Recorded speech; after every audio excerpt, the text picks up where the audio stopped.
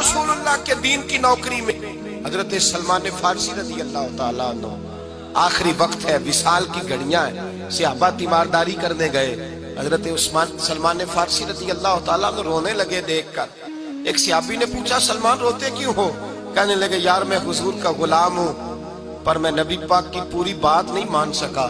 सोचता हूँ कयामत में हुजूर के सामने क्या मुंह लेकर के जाऊंगा। पूरी बात नहीं मान सका, ताबेदारी नहीं हो सकी, हुजूर के सामने कैसे खड़ा होऊंगा।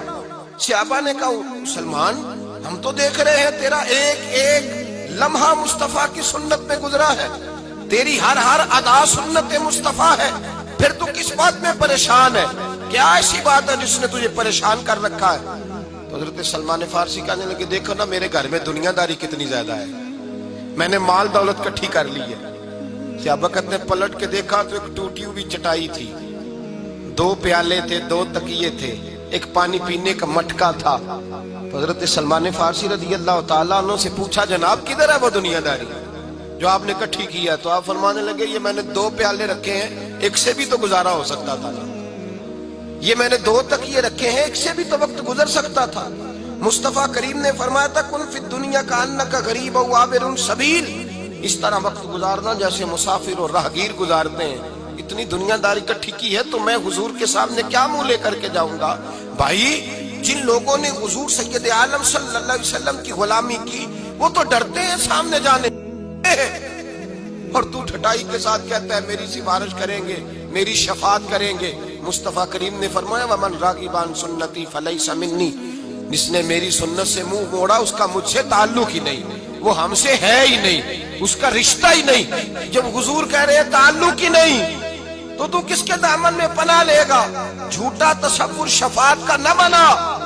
मेरे आला हज़रत फरमाते हैं, पहले मुस्तफा के नाम पे मर जा, मिट जा, और जब तू मर मिट जाए तो फिर दिल में जज्बा पैदा करके मेरे मुस्तफा मेरी जरूर सिफारिश करेंगे, जरूर सिफारिश करेंगे, जरूर सी। और जो कयामत में जन्नत में जाएगा वो मुस्तफा के कदमों की बरकत से ही जाएगा। लेकिन हमें कोई शफात वाला काम भी तो करना चाहिए ना, कोई शफात वाला काम भी।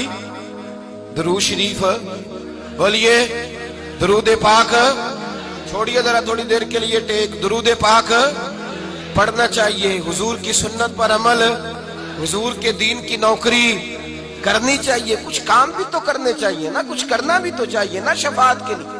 देखिए ना, हुजूर सैयद आलम सल्लल्लाहु ताला अलैहि वसल्लम ने फरमाया, जिसने मुझ पर दुरूद पढ़ा उस पर मेरी शफात जरूरी हो गई। अल्लाह के महबूब सल्लल्लाहु अलैहि वसल्लम ने फरमाया, जिसने कुरान मजीद को दिल से लगाया मेरी सिफारिश जरूरी हो गई। तो हुजूर ने जो तरीके सिफारिश के बनाए हैं उन तरीकों से हो के आ, घर में बैठ के दावा न कर कि बस मेरी सिफारिश हो जाएगी। शफात का जो असल मफहूम है वो ये है कि कोशिश कर जिंदगी में नौकरी करने की, फिर भी कोताहियां हो गई तो अल्लाह के रसूल दामन थाम के जन्नत में साथ ले जाएंगे। लेकिन अगर तू दीन के मुकाबले में ही खड़ा हो जाए, मुकाबले में ही खड़ा हो, तू मौज करता फिरे, अपनी मर्जी से तू वक्त गुजारे, तू हुजूर की सुन्नत और शरीयत को छोड़कर गैरों के तरीके अपनाता फिरे, और तू कहने मेरी तो सिफारिश होगी, मुझे तो फौरी तौर पे थाम लिया जाएगा, तो शफात का असल मफहूम, इसमें शक नहीं कि कबीरा गुनाह वाले हुजूर के झंडे के नीचे होंगे। लेकिन ये नफ्स का धोखा है कि इंसान अमल की तरफ बढ़े ही ना, अमल की तरफ जाए ही ना, तरीका वो काफिर का, यहूदी और ईसाई का अपनाए और कहे कि नहीं मुझे तो जो है वो मेरी शफात हो जाएगी। तो ये भी बहाना है, हीला है। हमारे बुजुर्गों ने तो हमें ये बतलाया है कि जन्नत मिलेगी सिर्फ नबी पाक के कदमों की बरकत से। लेकिन तवज्जो भी तो होनी चाहिए ना इंसान की उन कदमों की जाने जिन कदमों से उसने लगना है, उसका ख्याल भी तो उधर होना चाहिए, उसका ख्याल भी तो उधर होना चाहिए ना। बस मैं अभी नेक नहीं, पूरा नेक हो जाऊं तो फिर दाढ़ी रखूंगा। तो मैं अक्सर क्या करता हूं, मैं कहता हूं भाई तू रोटी की कसम खा ले, तो क्या जब मैं पूरा नेक होऊंगा तब खानी है रोटी।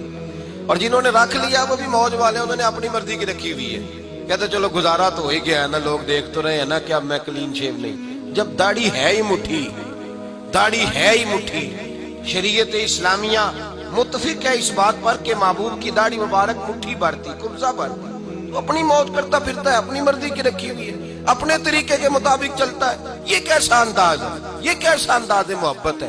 जो रसूलुल्लाह से प्यार करने वाले थे, حضرت عبداللہ ابن عمر رضی اللہ تعالیٰ عنہ ایک جگہ سے گزرتے ایک گلی سے تو گردن جھکا کے گزرتے، گردن جھکا کے. لوگ کہنے لگے یہاں سے گردن جھکا کے کیوں گزرتے ہو؟ کہنے لگے یہاں ایک درخت ہوتا تھا، ٹہنیاں اس کی جھکی ہوئی تھی، نبی پاک گزرے تھے تو حضور نے گردن جھکائی تھی.